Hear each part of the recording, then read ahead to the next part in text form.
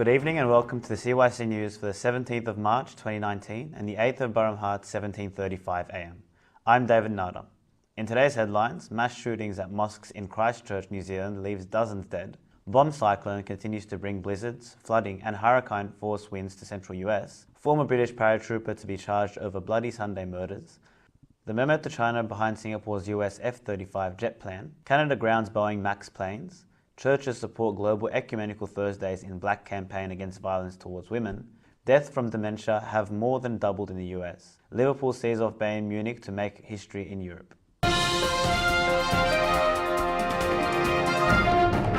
But first to New Zealand, where at least 49 people have been killed and 50 others injured after gunmen opened fire in two mosques in Christchurch on Friday afternoon. The shootings occurred at the Al Noor Mosque and the Linwood Mosque, both in Christchurch city centre, with the shooter live streaming the attack on Facebook. So far, 4 people have been taken into custody regarding the incident. New Zealand Prime Minister Jacinda Ardern labelled it one of the country's darkest days and described the incident as an extraordinary and unprecedented attack of violence. Australia's Prime Minister Scott Morrison has said that at least one of the Christchurch attackers is an Australian citizen and has condemned the attackers as extremist, right-wing, violent terrorists.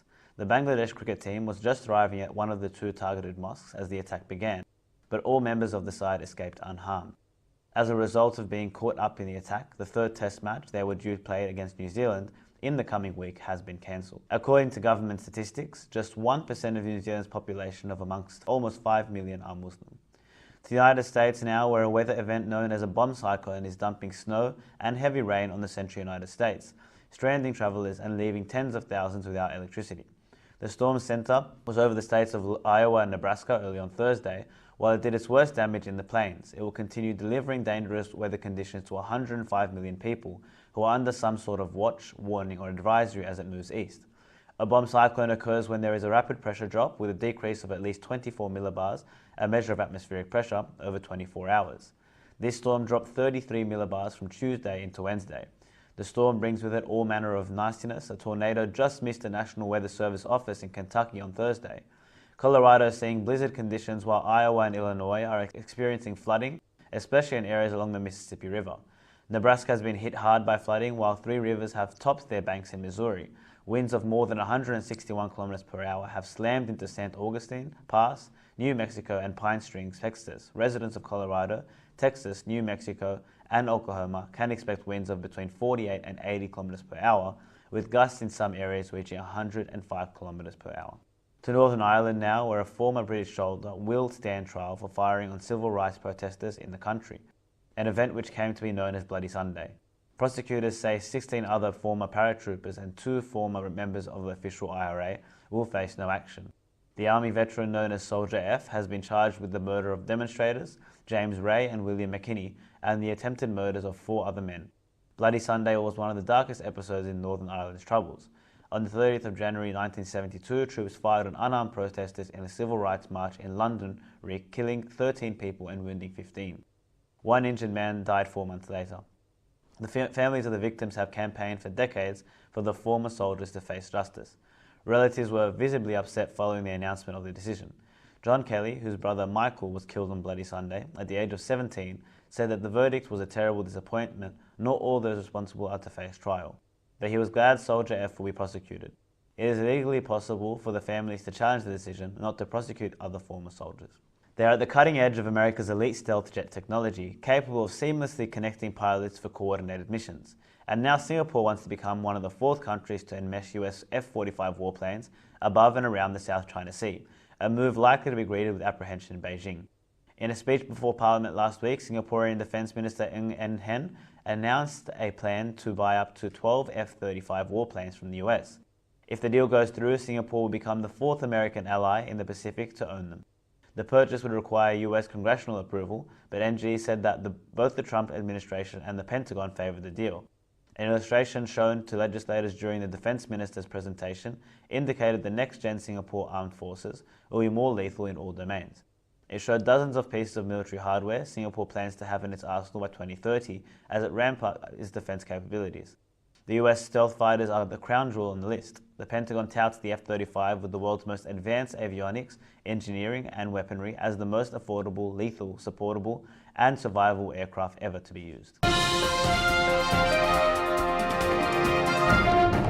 Over to Canada now, where authorities announced on Wednesday that they were grounding all Boeing 737 Max aircraft in their airspace. Canadian Transport Minister Marc Garneau said his office analysed new satellite tracking data from the Ethiopian Airlines flight that crashed last Sunday, and found similarities thought inconclusive to the Lion Air crash in October.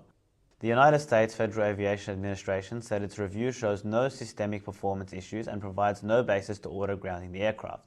But President Donald Trump also announced similar planes in US airspace would be grounded. The FAA's initial position was supported by the Allied Pilots Association, but not by two major US flight attendant unions, which have called for the planes to be grounded. Regulators in 20 countries and the European Union have also grounded the plane. Now, in every country, gender-based violence is a tragic reality. This violence is frequently hidden and victims are often silent, fearing stigma and further violence.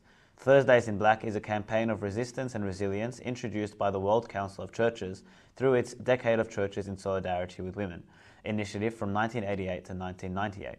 The campaign was inspired by the mothers of the disappeared in Buenos Aires, who had Thursday protested against the disappearance of their children, and from the women in black in Israel and Palestine who still continue to protest against war and violence, and those in Rwanda, in Bosnia and South Africa who denounce rape as women of war, genocide and apartheid.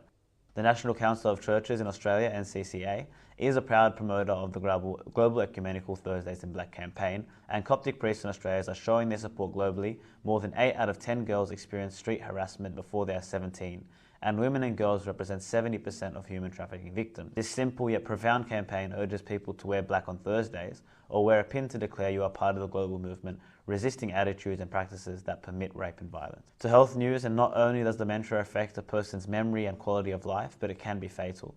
A report released on Thursday by the National Center of Health Statistics shows that the rate of Americans who died from dementia has more than doubled from 31 deaths per 100,000 people in 2000 to 67 in 2017.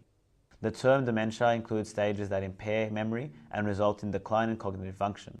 According to the US Centers for Disease Control and Prevention, these conditions seem to be affecting more of the population, as it's expected to affect 14 million people aged 65 and older by 2060. Researchers used data from death certificates from all 50 states and the District of Columbia. They examined 4 types of dementia recognized by the International Classification of Diseases: Alzheimer's disease, vascular dementia, unspecified dementia, and other degenerative diseases of the nervous system. The authors adjusted for age, which allowed them to compare people of different ages. According to the report, the death rates associated with dementia more than doubled in 85 to 89 years old, compared with 90 to 94-year-olds. Reflective of the population affected, 60.4% of deaths due to dementia in 2017 occurred in long-term care facilities, nursing homes, or hospice facilities designed for end-of-life care. And in sport, as the political uncertainty surrounding the UK's future relationship with Europe shows no sign of reaching a resolution, Liverpool, like all 3 of its Premier League rivals, just can't get enough of the continent's most prestigious tournament. While Britain's Prime Minister, Theresa May, was left to face yet another defeat in the House of Commons on Wednesday over in Germany, the country's most successful side in European competition ensured its place in the quarter-finals of the Champions League, courtesy of a 3-1 win over Bayern Munich. Liverpool, along with Tottenham, Manchester United and Manchester City, will all compete in the last 8 of the competition. The first time in 10 years that 4 sides from any individual nation have all qualified for the quarterfinals. Not since the 2005-06 season have we seen a last 8 without both Real Madrid and Bayern Munich, with elimination of the 2 most successful sides in recent years, leaving the trophy up for the taking. Ajax, Barcelona, Juventus and FC Porto are the other 4 sides that remain in the hunt for this year's title. And that's all for CYC News. A reminder that you can watch this news bulletin again throughout the week on YouTube. I'm David Nada from the CYC studios in Sydney, Australia. Have a good night and God bless.